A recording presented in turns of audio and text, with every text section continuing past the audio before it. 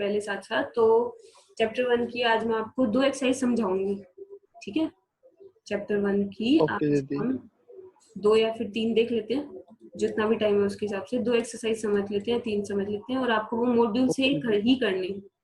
तो मॉड्यूल के क्वेश्चन किए भी हुए हैं आपने, तो मॉड्यूल का एक क्वेश्चन करना है अच्छे से। चलो ठीक है, अब हम स्टार्ट करते हैं हमारा चैप्टर 1, राइट। देखो चैप्टर 1 में हमारा था ही क्या क्या। चैप्टर 1 में सबसे पहले हमने सीखा था रेशो।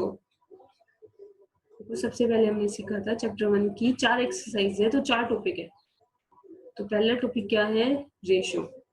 और रेशो के अंदर भी हमारा, आप देखो रेशो वैसे होती क्या है, जैसे 1:2 हो गई, ये हमारी रेशो होती है, राइट। 1:2 या फिर A:B, व्हाटएवर, ये हमारी रेशो होती है। अब इसमें A क्या होता है, हमारा न्यूमरेटर, और B क्या होता है, डिनोमिनेटर, राइट। ओके, ये तो ओके है। अब देखते हैं, अगर हमें डुप्लीकेट ऑफ अ रेशो पूछा हुआ है, एक रेशो की डुप्लीकेट रेशो क्या होती है, A² और B², ये क्या होगी, डुप्लीकेट, राइट। डुप्लीकेट रेशो क्या होती है हमारे पास, ये होती है, ठीक है। और ट्रिप्लीकेट क्या होती है, इसी में क्यूब लग जाता है तो उसका ट्रिप्लीकेट, यस बिल्कुल सही, इसे हम ट्रिप्लीकेट बोलते हैं, ओके। और अगर इसके बाद बात करें हम सब डुप्लीकेट, सब डुप्लीकेट क्या होता है हमारे पास, root A ratio root B। और सब ट्रिप्लीकेट क्या होता है, क्यूब रूट, बिल्कुल क्यूब रूट, मतलब A की पावर 1/3 का रेशो निकालना है B की पावर 1/3 के साथ, तो ये क्या होता है हमारे पास, सब ट्रिप्लीकेट, ओके। और अब देखते हैं हम, और देखो जो ये A और B होते हैं इनको कई नाम से जाना जाता है, जैसे देखो ये तो वही क्या हो गया, न्यूमरेटर और डिनोमिनेटर। दूसरा एंटीसेंडेंट और कंसीक्वेंट, ठीक है, ये हमारा एंटीसेंडेंट होता है और ये हमारा कंसीक्वेंट होता है, ठीक है। इस टाइप से आ सकता है, वो नाम भी यूज हो सकता है, ओके। ये चीजें हमें समझ में आ गई।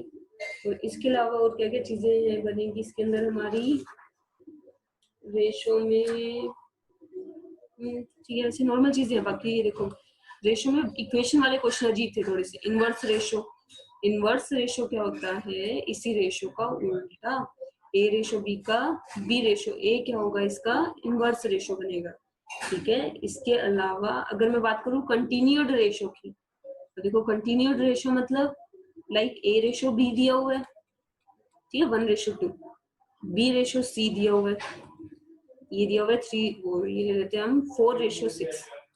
तो देखो मुझे चाहिए कंटिन्यूड रेशो, कंटिन्यूड मतलब A:B:C।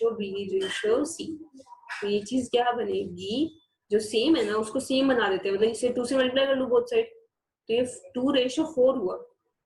देखो 4 सेम होने के बाद ये कंबाइन हो जाएगा, तो ये हो गया 2, 4, 6, तो ये हमारी रेशो आ गई, ठीक है। तो इसे हम कंटिन्यूड रेशो बोलते हैं, किसी भी चीज की अगर कंटिन्यूड रेशो निकालनी हो, ठीक है, ये हो गई कंटिन्यूड रेशो। और अब आती है बात कंपाउंड रेशो की, देखो अब बात आती है कंपाउंड रेशो की। तो देखो कंपाउंड रेशो कैसे बनती है हमारे पास, देखो कंपाउंड रेशो क्या होती है, इसका क्वेश्चन आ जाता है मोस्ट प्रोबेबली। कंपाउंड रेशो, जैसे आपको कई सारे रेशियोज दे देंगे, इसका क्वेश्चन थोड़ा सा अच्छा बन जाता है। जैसे अगर दे दिया 1:2 और सब डुप्लीकेट ऑफ, इस टाइप से क्वेश्चन आ जाता है इसका, कि भाई डुप्लीकेट ऑफ 2:1, या फिर इसी के साथ दे दिया आपको कि भाई ट्रिप्लीकेट ऑफ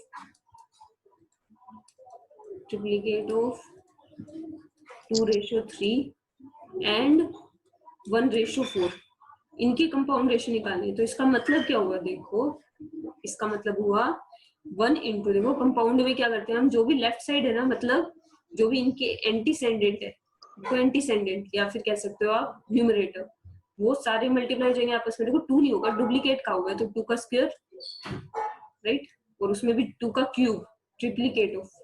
और इसमें सीधा देखो एंड वर्ड है, एंड का मतलब ये नहीं है ट्रिप्लीकेट इसका भी होगा, इसका मतलब 1:4 यूज होगा, मतलब ये 1 हो गया, ठीक है, बीच में आ जाएगा रेशो का सिंबल, तो देख लो क्या आएगा 2 रेशो 1, सॉरी मल्टीप्लाई आएगा, मल्टीप्लाई यस 2 इंटू 1 इंटू 1 का स्क्वायर क्योंकि 1 ही होता है ना, और 3 का क्या आएगा क्यूब इंटू में 4। ये चीज क्लियर हो गई ना सबको, ये वाली बात बनेगी। तो देखो इसको हम मल्टीप्लाई कर लेते हैं, ये बन जाएगा, या फिर आप साथ में कैंसिल भी कर सकते हो अगर हो रहा है, देखो 2 का स्क्वायर और 4 कैंसिल हो जाएगा, राइट। 2 का क्यूब स्क्वायर कर लेते हैं, ये सिंगल कैंसिल हो गया, 4 रेशो 27, जरूरी नहीं है मल्टीप्लाई करके फिर ही कैंसिल करो, आप साथ साथ पहले ही कैंसिल कर लो। 4 रेशो 27 यहाँ पर हमारी कंपाउंड रेशो आ गई। ओके, रेशो के टॉपिक में अब बचते हैं इक्वेशन वाले क्वेश्चंस, क्योंकि वो है काफी अच्छे अच्छे क्वेश्चन, लाइक फादर सन वगैरह का क्वेश्चन दिए होते हैं ना हमें एज वगैरह के, तो वो चीजें समझते हैं हम। इसका हम कोई क्वेश्चन लेते हैं। एक चीज और, हमेशा जब भी आपको रेशो निकालनी है ना, अगर दो चीजों में निकालनी है, 26 ग्राम दिया हुआ है, ठीक है, और 0.01 किलोग्राम दिया हुआ है, तो हमें क्या करना पड़ेगा, पहले दोनों को सेम क्वांटिटीज में कन्वर्ट करना पड़ेगा, मतलब इसको भी ग्राम में कर दूं फिर रेशियो निकलेगा, या फिर इसको किलोग्राम में कर दो फिर रेशियो निकलेगा, ठीक है, बिल्कुल सेम होने जरूरी होते हैं। अब हम बात करते हैं हमारे क्वेश्चन की। अगर मैं अब देखो, अगर आपको इस टाइप से दिया हुआ है, पी वाई क्या हो इक्वल्स टू दिया हुआ है R by S equals to में दिया हुआ है हमें 2.5 अपॉन में 1.5, ठीक है, और हमें वैल्यू निकालने के लिए बोल दिया पी एस रेशो क्या हुआ, तो इसकी वैल्यू निकालने के लिए बोल दिया। अब देखो इसकी वैल्यू कैसे निकलेगी, हमारे पास इसकी वैल्यू कैसे निकलेगी, बताओ, ध्यान है किसी को, कैसे करते थे हम ये क्वेश्चंस, वो देखते हैं इतने अच्छा क्वेश्चन, जल्दी से बताओ भाई। क्रॉस मल्टीप्लाई करके, क्या सुनाई नहीं दे रही आपकी बात, पहले p बाई q को इक्वल लेंगे 2.5 और 1/1.5 के, और ऐसे ही फिर m बाई s को लेंगे, उससे निकलेगी जो वैल्यू फिर रखेंगे। आपका भी यही कहना है मोहित? दीदी इसमें तो जो p की वैल्यू 2.5 पुट करेंगे और बिल्कुल सही s की वैल्यू 1.5, बिल्कुल तो दोनों सही, में 1 बिल्कुल सही बात कही आपने। ठीक है, देखो दीपक, आपका जो तरीका है ना वो सही है, बट थोड़ा सा लंबा चला जाएगा। हम यहाँ पे डायरेक्ट इसकी वैल्यू ये वाली लेंगे, तो इसके मल्टीपल भी कुछ होगी, और क्या की वैल्यू ये वाली लेंगे, हम डायरेक्ट वैल्यू लेते हैं, ठीक है, क्योंकि ऊपर नीचे के लिख लेते हैं एक तरीके से, तो सेम जो वैल्यू होगी वो कट गई होगी ऊपर नीचे, राइट। तो p की वैल्यू 2.5, क्या की वैल्यू 1.5, ऐसे r का और s की वैल्यू ये सीधा यहाँ पे पुट कर दो, p की वैल्यू हो गई 2.5, s की वैल्यू भी क्या है 1.5 है, रेशो हो जाएगा क्या, देखो यहाँ पर क्या कितना है हमारा 1.5 और r कितना है 2.5, ये चीज बनेगी। रेशो निकालूंगी, देखो बिल्कुल सेम ही चीज है, तो कैंसिल होकर ये चीज क्या बन गई 1:1। ओके, अब हम समझते हैं हमारा नेक्स्ट एग्जांपल। हमारे पास क्या दिया हुआ है, देखो आप बताना हमें क्या करना पड़ेगा। 4850 दिए हुए हैं, ठीक है, डिवाइड हुए 3 मदों में डिवाइड हुए, देखो ए बी और सी, ठीक है, और इसने कह दिया अगर मैं इनके शेयर को 15, 10 और 25 से कम कर दूं ना, देखो शेयर को 15, 10 और 25 से कम कर दूं, तो जो बचता है ना, बचता है वो हमारा 3, 4 और 5 की रेशो में है, जो बचता है वो 3, 4 और 5 की रेशो में है।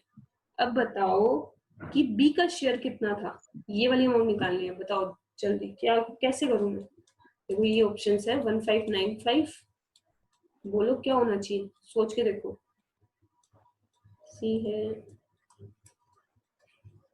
और डी है 1600, जल्दी से बताओ भाई। ये 3, 4, 5 क्या लिखा था आपने? 3, 4, 5 की भाई ये रेशो आ रही है, देखो यहाँ पे 4850 है, 3 जनों में बटने के बाद जब मैंने 15, 10 और 25 लेस किया ना, उसके बाद जो वैल्यू आ रही है मुझे नहीं पता क्या आ रही है, ठीक है, मिसिंग है फिगर, जो वैल्यू आ रही है उसकी रेशियो है 3, 4 और 5। 3, 4 और 5 में डिवाइड कर देंगे, फिर उसमें ये 10, 15 और 15, 10 और 25 प्लस कर देंगे। किसको डिवाइड करोगे 3 4 5 को? 4850 ये को? 4850 सोच के देखो भाई 4850 को कैसे कर दो डिवाइड? 4850 को कैसे कर दूं? मोहित जितनी ये आपने अमाउंट है ये माइनस कर देंगे। 25 और 10 35 और ये 15 50 माइनस करके 4800 को 4900 48 सॉरी मैंने 9 लिख दिया यहाँ पे। यस 4800 4800 है। इसको अब डिवाइड किसमें डिस्ट्रीब्यूट कर देंगे? 3 4 और 5 में। अब बिल्कुल सही बात है आपकी। अब 12 से 4 बाय में। 4 ही ले लो, बिल्कुल सही। बी वाला ही ले लेते हैं। हाँ 3 आ गया, 3 एकम 3, 3 6 18 ही आ गया 1600, राइट? तो और 10 1600 वो मतलब प्लस हो जाएंगे 1610। ये बी का पोर्शन आ गया। बिल्कुल सही है आपकी बात। मोहित क्या हुआ भाई? मोहित कहाँ हो? मोहित यही है ना? है, चलो। बट मोहित को ये रिप्लाई क्यों नहीं कर रहा? दीदी इनको ये थोड़ा सा समझ नहीं आया, 4850 में 50 क्यों माइनस करा? अच्छा ये देखो, इन्होंने बोला हुआ है कि भाई 4850 को 3 जनों में बांटा, ए बी और सी में। बांटने के बाद जो अमाउंट आई होगी ना, उसमें से ए में से 15 लेस किया, बी में से 10 और सी में से 25 लेस करने हाँ के बाद ये सही 3 4 5 की रेशो में बन रहा है। अच्छा। समझ गए? तो हमने जस्ट क्या किया, इन तीनों का टोटल है 4850, इसमें से इसका टोटल मतलब ये हो रहा है 50 लेस। ये कितना आया? हाँ इन तीनों का टोटल सीधी सी बात होगा 4800। हाँ 4800 की रेशियो दे रखी है, तो बी का शेयर निकालिए ना 4/12 करके। हाँ बी हाँ का शेयर आ गया 1600, 1600 में 10 ऐड, ये बी के एक्चुअल फिगर आ गई। ठीक ठीक। ओके, अब हम समझते हैं हमारा नेक्स्ट एग्जांपल। ये तो सेम चीज है। चलो देखो, ध्यान से समझते हैं हम।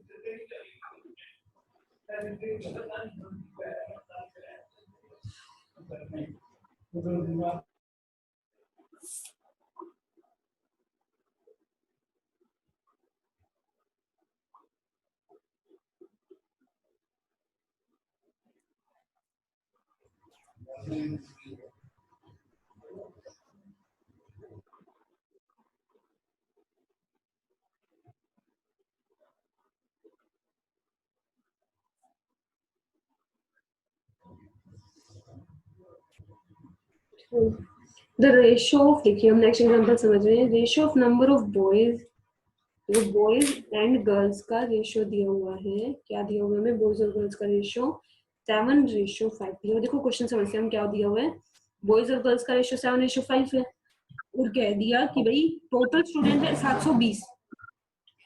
720 है टोटल स्टूडेंट, तो पता चल जाएगा हमें कितने बॉयज और कितने गर्ल्स है, ये राइट? 50। हाँ हाँ ठीक है। और आगे देखो, how many girls should be admitted. देखो क्वेश्चन में बोल दिया कितनी गर्ल्स मैं प्लस करूं कि ये जो रेशियो है ना वो 1:1 बन जाए। ठीक है, कितने गर्ल्स ऐड करूं कि 1:1 बन जाए? तो कैसे पता चलेगा? देखो बॉयज कितने हैं, कैसे पता चलेगा? 7/12 कर दूं?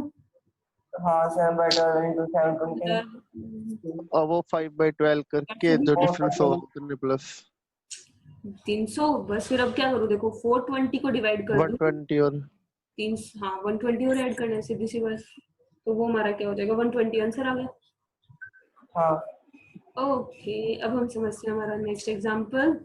तो देखो नेक्स्ट एग्जाम्पल क्या है हमारे पास। नेक्स्ट एग्जाम्पल क्या है, इसमें क्या दिया हुआ है हमें? तो अच्छा सा क्वेश्चन देखते हैं।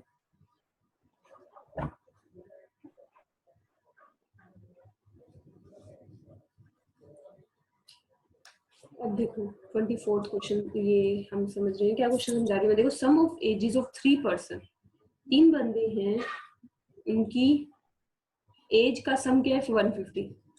ठीक है, देखो 3 बंदे हैं, आज उनकी एज का सम है 150। 10 years ago देयर एजेस वर, देखो 10 years ago का मतलब होता है 10 साल पहले, तो तीनों में से 10 साल लेस कर दूं, तो 10 साल लेस करने से ये कितना बन गया? 120 बन गया ना। ठीक है, 120 बन गया। और उनकी रेशियो दे रखी है कि भाई 10 साल पहले उनकी रेशियो एजेस की 7, 8 और 9 थी, तो बताओ कैसे होगा? ये बिल्कुल वैसे सेम ही क्वेश्चन होगा। क्या रेशो थी? ये देखो 7, 8 और 9, 10 साल पहले तीनों की एज का जो रेशियो था ना वो 7, 8 और 9 था। तो अब हमसे हाँ। पूछा इनकी प्रेजेंट एजेस क्या होंगी, तो बताओ कैसे निकालूं मैं?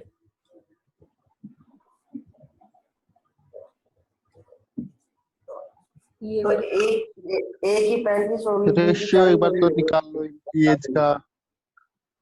बिल्कुल सही है। देखो ना रेशियो निकालो ना, 7 बाई में कितना हो जाएगा? 8 दूनी 16, 24। 24। यस, 24 से डिवाइड करके यहाँ पे कर लेते हैं हम। 24। और 24 से डिवाइड करेंगे, ये चीज हमारे पास कितनी आ जाएगी? 5 आ गया, 35, राइट, 40 एंड 45। बस इसमें अब हम 10 ऐड कर देते हैं, ये वाली फिगर्स आ जाएंगी, वो आंसर हो जाएगा। इजी। अब हम बढ़ते हैं हाँ 28। देखिए अब मैं क्या समझा रही हूँ, मंथली इनकम ऑफ 2 पर्सन। देखो 2 बंदे हैं, इन दोनों की मंथली इनकम का रेशो दे दिया। रेशो देखो तो मैं कह सकती हूँ इनकम 4:5 है। देखो इनकम का रेशो है 4:5, तो मैं कह सकती हूँ 4x और 5x हुई उनकी इनकम। हाँ 4x और 5x, या ठीक है। और उन्होंने दे दिया उनके मंथली खर्चे, एक्सपेंडिचर। एक्सपेंडिचर हमें दे दिए 7:9, 7:9, तो रेशो का अलग लेना पड़ेगा ना बेस, 7 बाय और 9 बाय। उन्होंने कह दिया उनकी सेविंग दे दी 50 रुपीज। तो सेविंग देखो 50 रुपीज, सेविंग कैसे निकलती है? 4x माइनस 7y तो होगी सेविंग, है ना, 4x हाँ माइनस 7y। सिमिलरली यहाँ पर 5x माइनस 9y। तो बस यहाँ से 2 इक्वेशन ही आ गई मेरे पास। अब इन दोनों को सॉल्व कर लेते हैं, या फिर आपको ऑप्शन दिए हुए हैं, ऑप्शन पुट करके देख लेंगे हम, राइट। सिंपल ये चीज ओके है। ठीक है, अब हम देखते हैं, एक मैं एज वाला क्वेश्चन ढूंढ रही हूँ। रेशो ऑफ, चलो देखो, अब हम पहले ना प्रोपोर्शन का टॉपिक समझे। प्रोपोर्शन का टॉपिक समझ रहे ओके। हैं, ये हमारी एक्सरसाइज सेकंड हो जाएगी। प्रोपोर्शन, देखो प्रोपोर्शन में क्या क्या चीजें हमारी, देखो प्रोपोर्शन के टॉपिक में हमारे पास क्या क्या दिया हुआ है। अच्छे से समझते हैं हम। प्रोपोर्शन वैसे होता क्या है, जैसे अगर 2 रेशियोज इक्वल में होती है, इसे हम प्रोपोर्शन बोलते हैं कि सेम प्रोपोर्शन में है ना, कि भाई हाँ प्रोपोर्शनेटली, हाँ इसे बोला जाता है प्रोपोर्शन। और इसी चीज को हम कैसे लिखते हैं, अगर 4 टाइम डॉट है, देखो 4 टाइम डॉट्स है, अगर ये 4 टाइम डॉट्स है ना, इसका मतलब ही क्या होता है कि भाई ये इक्वल में है, ये चीज और ये चीज बिल्कुल सेम है, ठीक है। इसका मतलब ही क्या होता है, हमारे ये प्रोपोर्शन में है, मतलब रेशियो सेम है। ओके, तो अब देखो इस केस में होता है क्या, ए रेशियो बी इक्वल है सी रेशियो डी के। तो अगर 2 रेशियो सेम है, इसका मतलब ए इंटू डी इक्वल होगा बी इंटू सी के, मैं ये हाँ कह सकती हूँ, हाँ ठीक हाँ है। दूसरी बात, अब ये देखो ये तो ओके है। अगर अब अगर मान लो रेशियो दे दी ए रेशियो बी, ठीक है, एंड बी रेशियो सी, ये चीज है, मतलब एक तरीके से ए बी और सी जो है वो क्या है, प्रोपोर्शनेट। यार क्वेश्चन में दिया हुआ है ना, A B C have same proportion, इसका मतलब क्या होगा, ए रेशियो बी इक्वल होगा बी रेशियो सी के, ये बात ध्यान रखना, ठीक है। तो इसका मतलब क्या होगा, सीधी सी बात, ए सी इक्वल टू क्या होगा, बी स्क्वायर के। तो आपको इतना लंबा जाने की जरूरत नहीं है, डायरेक्ट लिख सकते हो आप। डायरेक्ट मतलब क्या होगा, देखो ए बी सी जब भी दिए हो, या फिर थर्ड प्रोपोर्शन पूछा हुआ, इस टाइप के काफी क्वेश्चन थे, राइट। और सीधा थर्ड प्रोपोर्शन पूछा हुआ है ना, तो आप इस फॉर्मूले से निकाल सकते हो, A into C first into second equal to क्या रख दोगे, सेकंड के स्क्वायर के। यहाँ से हमारे पास कोई भी मिसिंग फिगर आ जाएगी। इस टाइप के कई क्वेश्चन आपसे कोई ना कोई प्रोपोर्शन पूछ लेते हैं, थर्ड या फिर फोर्थ। अगर 4 प्रोपोर्शन की बात हो तो ये लगेगा, 3 प्रोपोर्शन की बात हो तो हमारे पास ये वाला लगेगा। ओके है, ठीक है। अब हम बात करते हैं, आगे बढ़ते हैं हम, ठीक है। और देखा जाए तो एक चीज और समझ सकते हैं हम, देखो जो ये वो प्रोपोर्शन के लास्ट में होते हैं ना, इनको बोला जाता है एक्सट्रीम ऑफ प्रोपोर्शन। और जो ये बीच में टर्म्स होती है इन्हें बोला जाता है मीन ऑफ प्रोपोर्शन। देखो जो आउटसाइड होते हैं ये, इन्हें क्या बोला जाता है, एक्सट्रीम। वो इन्हें क्या बोला जाता है, मीन ऑफ प्रोपोर्शन। ओके, अब हम देखते हैं आगे चीजें, देखते हैं हम को क्या क्या समझ सकते हैं हम। यस, ये तो ओके है, ठीक है। अगर आपसे पूछ ले इन्वर्ट एंडो करना है, वैसे इस टाइप के क्वेश्चन काफी कम थे, बट स्टिल हमें पता होनी चाहिए topic exam point of view से। देखो अगर आपसे एग्जाम में इन्वर्ट एंडो पूछ ले, ठीक है, इन्वर्ट एंडो अब क्या होता है, देखो A/B = C/D दिया होगा, तो इसका इन्वर्ट एंडो क्या होता है, जस्ट ये क्या हो जाते हैं, उल्टे हो जाते हैं यहाँ पर हमारे पास, मतलब क्या हो जाएगा, देखो दोनों साइड इनवर्स हो जाएगा। हमने अभी एक रेशो का इनवर्स देखा था, रेशो का इनवर्स क्या होता है, A/B का B/A, तो इन्वर्ट एंडो में बोथ साइड इनवर्स अप्लाई हो जाएगा, ये होता है इन्वर्ट एंडो, ठीक है। अब अगर हम देखते हैं ऑल्टर्न एंडो, देखो अगर मैं ऑल्टर्न एंडो समझे हम, अब ऑल्टर्न एंडो क्या होता है, देखो इसी का अगर मैं ऑल्टर्न एंडो देखूं, देखो इसका ऑल्टर्न एंडो क्या होगा, ये देखो ये हमारा ऑल्टर्न एंडो होता है, देखो ध्यान से देखते हैं हम। इन्वर्ट एंडो में क्या हुआ था, इनवर्स अप्लाई हो गया था बोथ साइड। ऑल्टर्न एंडो में क्या होता है, टर्म्स ही अपोजिट हो जाती है, मतलब यहाँ पर C आ जाएगा हमारे पास और यहाँ पर B का D के साथ देखेंगे, ओके, मतलब ये हमारे क्या होंगे, प्रोपोर्शनेटली सेम होंगे, ठीक है। तो ये देखो इन्वर्ट एंडो में क्या हो गया हमारे पास, दोनों साइड इनवर्स हो जाएगा। ऑल्टर्न एंडो में क्या हो गया, टर्म्स ही यहाँ पर देखो उलट पुलट हो गई, जो मीन है ना वो चेंज हो गया, ठीक है, एक्सट्रीम सेम है, मीन चेंज हो गया यहाँ पर, ठीक है। अब हम समझते हैं हमारे पास हमारा नेक्स्ट, इन दोनों के अलावा देखो इन दोनों के अलावा और क्या हमारा, कॉम्पोनेंडो, कॉम्पोनेंडो डिविडेंडो देखा था हमने। देखो कॉम्पोनेंडो क्या होता है, वही देखो A/B = है C/D के, राइट। कॉम्पोनेंडो में क्या होता है, ऊपर जस्ट प्लस, ये देखो ये चीज स्टिल इक्वल में क्या होगा, देखो A+B/B = C+D/D, इन शॉर्ट हमने +1 कर दिया बोथ साइड, ठीक है। कॉम्पोनेंडो में हमने क्या कर दिया, जस्ट प्लस कर दिया बोथ साइड +1, ठीक है। देखो ऊपर वाले में क्या होगा, नीचे वाला ऐड हो जाएगा, और नीचे वाला क्या रहेगा, सेम, A+B/B इक्वल होगा C+D/D के, ये होता है कॉम्पोनेंडो। और डिविडेंडो में क्या होता है, देखो कॉम्पोनेंडो में तो ऐसे होता है, डिविडेंडो में सेम चीज माइनस में आ जाती है, देखो बिल्कुल सेम चीज माइनस में लिखते हैं, मतलब -1 कर दिया बोथ साइड। अगर आप +1 करते हो तो कॉम्पोनेंडो होता है, -1 करते हो तो डिविडेंडो, देखो सेम चीज बस माइनस में आ जाती है। अगर मैं दोनों के कंबाइन की बात करूं, देखो कॉम्पोनेंडो एंड डिविडेंडो, अगर मैं बात करती हूँ कॉम्पोनेंडो एंड डिविडेंडो किसी चीज पर अप्लाई करना है, लाइक A/B = C/D पर, मुझे दोनों चीजें अप्लाई करनी है, ठीक है। तो इस केस में क्या होता है, ऊपर प्लस का आता है, नीचे माइनस का, मतलब एक तरीके से इन दोनों को डिवाइड कर दिया मैंने। देखो डिवाइड करने से क्या होगा, B से B तो कट ही जाएगा, बचेगा क्या, दिस अपॉन दिस, ये दोनों डिवाइड हो जाते हैं। देखो ऊपर प्लस का आता है, नीचे माइनस का, बस ये वाली बात ध्यान रखने वाली है, A हर बार आगे रहेगा, एक बार A में B ऐड और एक बार A में B लेस, ऐसे एक बार C में D ऐड, एक बार C में D लेस, ओके। ये चीज होती है कॉम्पोनेंडो एंड डिविडेंडो, ओके। अब हम समझते हैं आगे और क्या मेन बच गया, वैसे चलो 2 चीजें और, अडेंडो एंड सबट्राडेंडो। देखो अडेंडो में क्या हो गया, बिल्कुल सिंपल है, कुछ ज्यादा खास वाली बात नहीं है। A/B = C/D मान लो 3 चीजें दे दी हमें, अडेंडो में 3 चीजें दे दी, तो ये रेशियो स्टिल इक्वल होती है इन सबके ऐड के, देखो ये चीज स्टिल इक्वल होती है, ऊपर सबका ऐड और नीचे सबका ऐड, ये चीज हमेशा क्या होती है, हमारी सेम होती है। जैसे अगर कोई एग्जांपल भी लोगे, अगर 1:2 इक्वल है किस चीज के, 2:4 के, सेम है, तो देखो स्टिल अगर मैं इन दोनों को ऐड करती हूँ, देखो 1 + 2 क्या हो गया 3, अपॉन में 2 + 4 क्या हो गया 6, तो सेम ही चीज आ रही है ना, ये चीज यूनिवर्सली ट्रूथ है, ठीक है। ये चीज हमेशा सेम बनती है अडेंडो के केस में। और सबट्राडेंडो में क्या हो जाएगा, जस्ट ये सब्ट्रैक्ट होंगे, ठीक है, A - C - E, ओके। हो गया ये टॉपिक हमारा। अब हम इसके कुछ क्वेश्चन समझ लेते हैं, ठीक है। अब देखो अगर क्वेश्चन में इस टाइप से, देखो हम पहला ही क्वेश्चन में समझा रही हूँ आपको, इस क्वेश्चन में क्या बोला हुआ है हमें 4 नंबर दे दिए 6, 14, 18 एंड 38 और पूछ रहा है कि बताओ इन चारों में मैं क्या ऐड करूं, क्या कम से कम ऐड करूं कि भाई ये प्रोपोर्शन में बन जाए।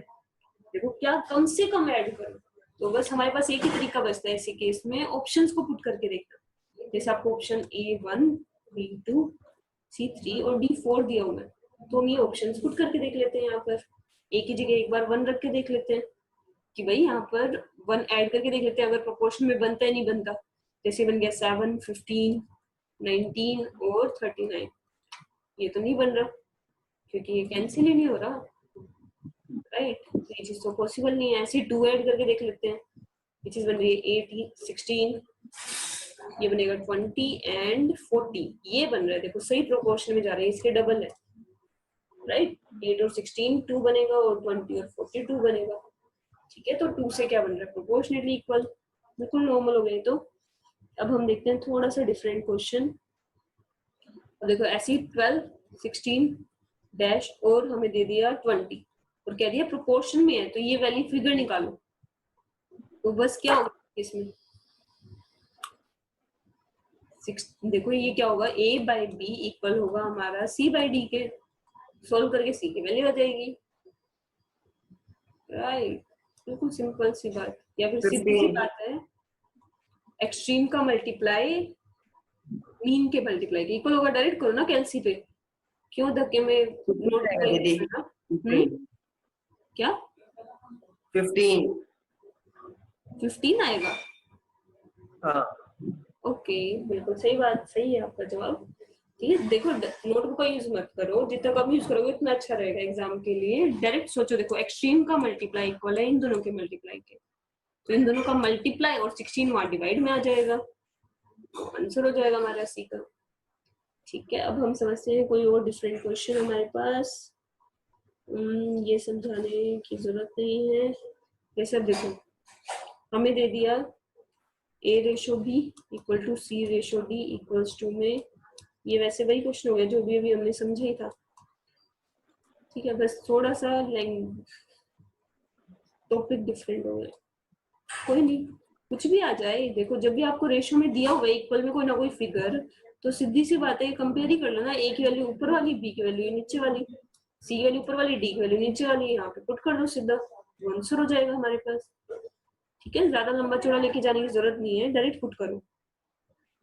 ओके, अब हम देखते हैं डिफरेंट चीजें। देखो जैसे अगर हमें ये दिया हुआ है A/3 equals to B/4 equal to C/7, ठीक है, और हमसे पूछ लिया A+B+C बाय में C बताओ कितना होगा, तो बताओ क्या करना चाहिए मुझे। 3 + 4 + 7 डिवाइड बाय 7 आ जाएगा दीदी। बिल्कुल सही। देखो ठीक है दीपक, इस क्वेश्चन को लंबा नहीं लेके जाना, ये एक ही तो आ जाएगा वैल्यू, आंसर। बिल्कुल सही।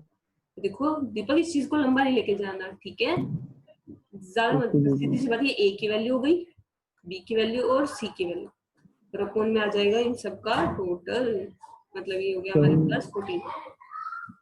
ठीक है, ये हमारा आंसर हो जाएगा। 14 के लिए दीदी नीचे क्या 14 नहीं, सॉरी 7 आएगा, के गलती से लिख दिया मैंने। ओके, अब देखते हैं हम और अलग क्वेश्चन समझते हैं। इस टाइप से जब भी दिया ना वैल्यू निकाल, वैल्यू आपके पास सीधी आई गई तो सीधा पुट करके फिर देख लो क्या बनेगा। और डिफरेंट क्वेश्चन क्या देखें हम,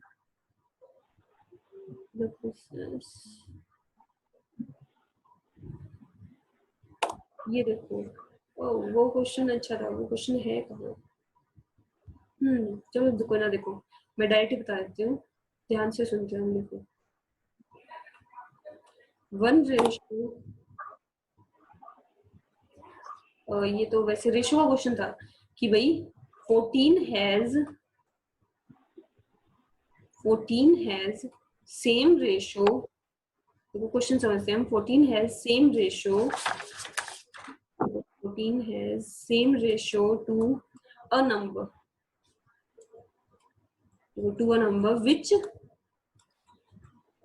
28 has to 56।